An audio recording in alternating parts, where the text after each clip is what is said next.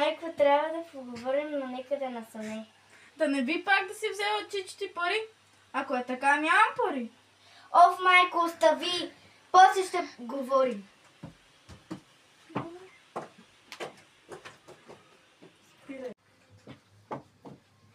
Хайде, говори сега, слушам те. Ами, майко, аз пуша. Знам, че трябваше да ти кажа по-рано, но... Какво? Като се прибере, баща ти прави му сметката. Знай си, че ще намесиш и татко. Как без твоя любим? Кочал! Кочал! Глуха ли си за Оф, от тази напълно ми писна. Кажи, майко!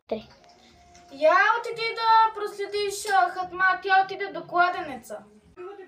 Отива, майко!